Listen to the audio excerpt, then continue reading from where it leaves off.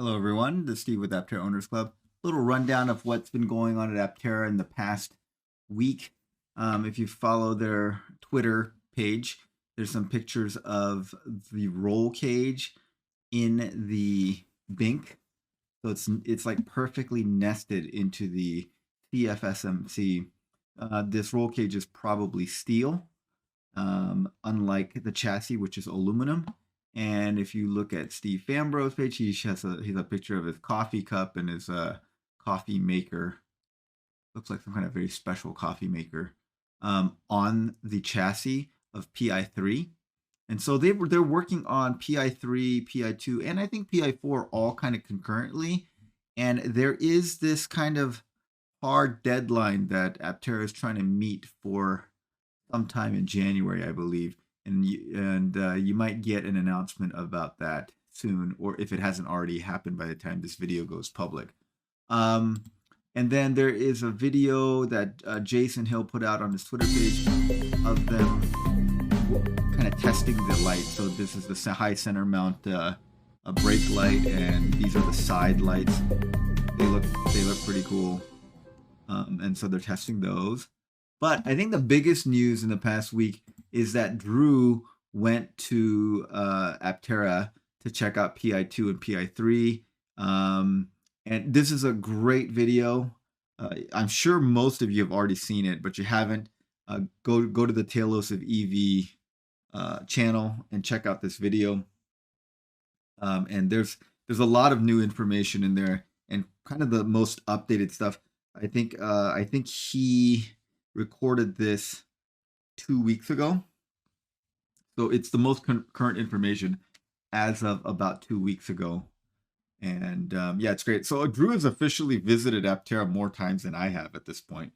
A little jealous, but sometimes I wish I was a full-time YouTuber so I didn't have a day job that I have to go to. Then I could visit them more often. But you know, we can live vicariously, and Drew has a great video, so go check that out. The last thing that I want to talk about is, you know, when you look at these chassis pieces, this is aluminum, and aluminum mated to carbon fiber is prone to this thing called galvanic corrosion. Several people have emailed me. These are a lot of these people that email me are engineers, material engineers, aerospace engineers, and they're very concerned about this galvanic corrosion. So just a little update about what that is. What happens is that galvanic corrosion happens when two dissimilar metals meet together, and there's an electrical kind of transfer between them. And this can happen with carbon fiber because carbon fiber, we think of it sort of as a plastic since it's a composite with a lot of polymer compounds in them. But carbon fiber itself is actually very electrically conductive. And when you, and it basically, you can form an electrical current between aluminum and carbon fiber because they have very different attractions to electrons. And then if you put them in exposed to oxygen and water, then you can have this thing called galvanic corrosion, which will rapidly corrode the aluminum. Aluminum itself usually it forms like an aluminum oxide layer that protects it from further corrosion, which is why aluminum is considered a non-corrosive metal. But if you have it mated to carbon fiber, it can corrode pretty rapidly, and the galvanic corrosion can also degrade the carbon fiber itself. So this is a big problem, and especially for a vehicle that's supposed to last for, you know, basically forever, like the Aptera, you don't want corrosion to happen.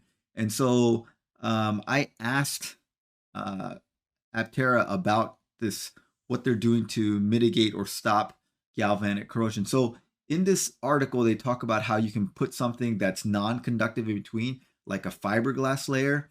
Other barriers can be simple as painting the carbon fiber that meets the aluminum, but that, again, if the paint chips or something, now you have a point of entry, and then the galvanic corrosions can happen.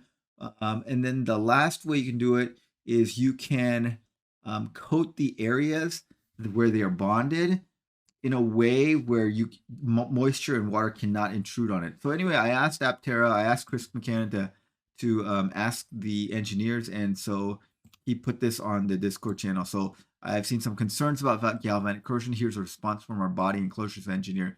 Galvanic corrosion was carefully considered from the beginning of our design process. All metal components are protected with galvanic coatings, except at the bonded interfaces. These bonded areas are intentionally left uncoated to ensure strong, durable connection and are designed without air gaps to prevent exposure to moisture and eliminating the risk of corrosion. So they're doing what they said. So they're coating the metal with something to protect it, and then where it bonds to the carbon fiber, they're going to encapsulate the bonded areas so that water and moisture cannot intrude into there. I guess that's not foolproof, but I think that is the standard way to protect these things.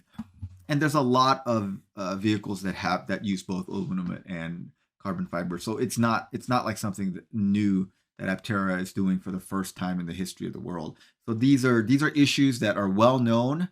Aptera has known about them. They've designed for it, and they've done the engineering and the process to prevent that. Okay, so that's the update from last week at Aptera. I'll keep you guys posted on things posted on Twitter, because I know a lot of you guys don't follow that. All right, thanks for watching, guys. Have a great day.